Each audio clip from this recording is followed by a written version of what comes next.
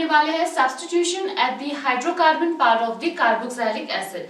Carboxylic acid का हम chemical reactions कर रहे थे, उसी का कंटिन्यूएशन चल रहा है। तो उसमें हमने पिछले वाले वीडियोस में, पिछले वाले लेक्चर्स में हमने किया था कि कार्बोक्सिलिक एसिड का जो COOH ग्रुप जो है इन्वॉल्व रहता है, कौन कौन से रिएक्शन में इन्वॉल्व रहता है, ठीक है, वो रिएक्शंस हमने किए थे।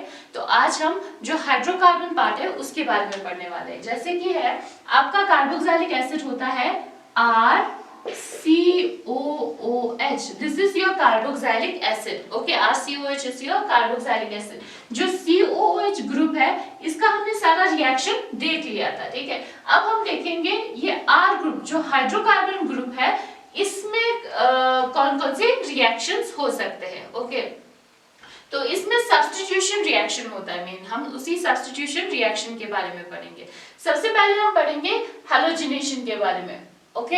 हैलोजिनेशन के बारे में देखेंगे, इसमें हम हेल्महोल्ट्ज-ज़ेलेंस्की रिएक्शन करते हैं, ठीक है। हेल्महोल्ट्ज-ज़ेलेंस्की रिएक्शन क्या होता है, इसमें जो हाइड्रोकार्बन पार्ट है, ठीक है, उसका जो आपका अल्फा हाइड्रोजन जो होता है, ठीक है, अल्फा हाइड्रोजन क्या होता है मैंने आपको पहले भी बताया था, जिस कार्बन के साथ आपका कार्बोक्सिल ग्रुप अटैच्ड होता है या कोई भी फंक्शनल ग्रुप जिस कार्बन के साथ अटैच होता है उस कार्बन को हम कहते हैं alpha carbon, right, alpha carbon कहते हैं, ठीक है। और उस कार्बन के साथ जो हाइड्रोजन अटैच होता है उसको कहते हैं अल्फा हाइड्रोजन। तो हमें इसमें अल्फा हाइड्रोजन चाहिए, ठीक है। अल्फा हाइड्रोजन पे क्या होता है, हैलोजिनेशन होता है, उसका हाइड्रोजन जो है निकल के, ठीक है, उसकी जगह पे क्या आता है आपका हैलोजन ग्रुप अटैच होता है, उसी चीज को हम कहते हैं सब्स्टिट्यूशन रिएक्शन। तो इसमें क्या होता है, सब्स्टिट्यूशन रिएक्शन हो रहा है, ओके।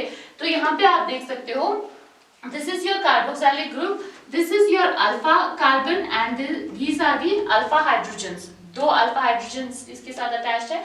तो इसमें हम कैसे अल्फा हाइड्रोजन पे हैलोजिनेशन करेंगे, कोई भी X2 लोगे आप, X2 मींस Cl2 भी हो सकता है, Br2 भी हो सकता है, कोई भी हैलोजन लोगे, ठीक है, Cl2 या फिर Br2, और रेड फास्फोरस के साथ इसको ट्रीट करोगे, ठीक है। उसके बाद वाटर, नेक्स्ट स्टेप में उसमें वाटर मिलाओगे, ओके। तो आपके क्या होता है, आपके अल्फा कार्बन पे एक हाइड्रोजन देखो रिप्लेस हो गया है और आपका क्या आया है, हैलोजन इस यहाँ पे अटैच हो गया है। This reaction is known as Helmholtz Zelinsky reaction, okay. So दूसरा इसमें है रिंग सब्स्टिट्यूशन हम करेंगे। रिंग सब्स्टिट्यूशन में हम electrophilic substitution reaction at the ring करेंगे, ओके।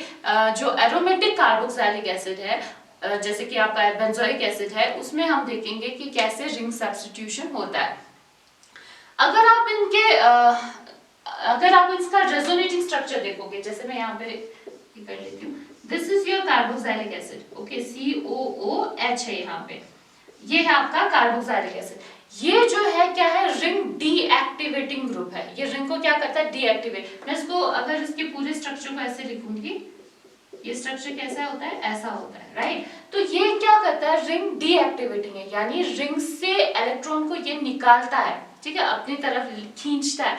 कुछ ग्रुप्स ऐसे होते हैं जो रिंग एक्टिवेटिंग ग्रुप होते हैं, जो रिंग को इलेक्ट्रॉन प्रोवाइड करता है। कुछ ग्रुप्स होते हैं जो रिंग डीएक्टिवेटिंग होती है, यानी रिंग से इलेक्ट्रॉन को खींचता है। और रिंग के अंदर अगर आप इसके रेजोनेटिंग स्ट्रक्चर देखोगे तो आपको पता चलेगा जो ऑर्थो पोजीशन है और पैरा पोजीशन है, वहां पे एक्चुअली क्या होना चाहिए, नेगेटिव चार्ज आता है जो रिंग एक्टिवेटिंग ग्रुप होता है। अब ये क्योंकि रिंग डीएक्टिवेटिंग ग्रुप है तो यहाँ पे पॉजिटिव चार्ज आता है। ऑर्थो और पैरा पोजीशन पे आपको पॉजिटिव चार्ज नजर आएगा जब आप इसके रेजोनेटिंग स्ट्रक्चर बनाओगे। बेंजोइक एसिड का आप रेजोनेटिंग स्ट्रक्चर बना के देखो तो उसमें आपको पता चलेगा ऑर्थो और पैरा पोजीशन पे इलेक्ट्रॉन की डेंसिटी कम हो जाती है, ठीक है। तो इलेक्ट्रोफिलिक सब्स्टिट्यूशन रिएक्शन ऑर्थो और पैरा पोजीशन पे करना, you know, it's very difficult, right. तो ये डिफिकल्ट है तो यहाँ पे तो हो ही नहीं सकता। अब चांसेस कहाँ पे, थोड़ा सा चांसेस है कि मेटा पे हो जाए, राइट, मेटा पे हो सकता है, यहाँ पे तो टोटली पॉसिबल नहीं। इलेक्ट्रोफाइल जो है अटैक करना चाहिए, राइट। इलेक्ट्रोफाइल तो ऐसी जगह पे अटैक करेगा जहाँ पे उसको इलेक्ट्रॉन मिलेगा, राइट। इलेक्ट्रोफाइल कौन सा होता है? जो इलेक्ट्रॉन लविंग हो। तो इलेक्ट्रॉन लविंग उस जगह पे जाएगा जहाँ पे इलेक्ट्रॉन की डेंसिटी ज्यादा हो।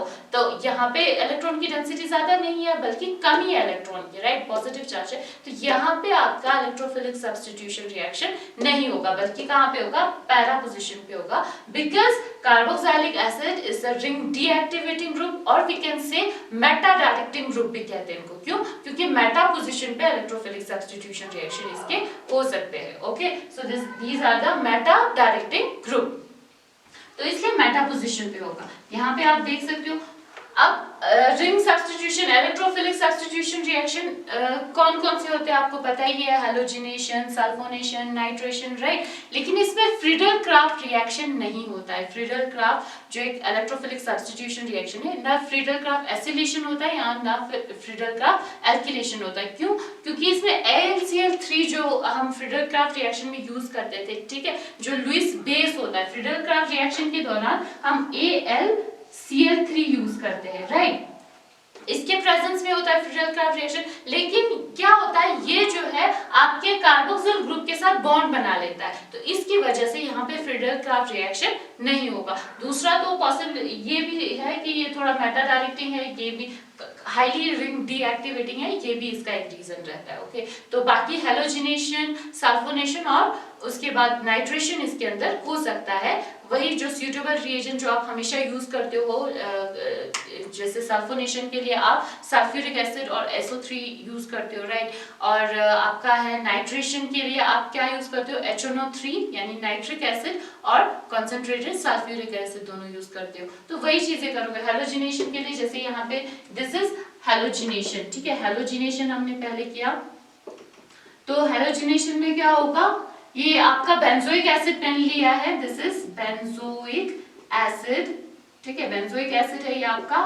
Br2 डालो, ठीक है, Br2 डाला है यहाँ पे, या Cl2 डाल सकते हो, जो भी आपको यहाँ पे हैलोजन ऐड करना है। और यहाँ पे FeBr3 डाला क्योंकि हमने यहाँ पे ओके FeBr3 हमने डाला।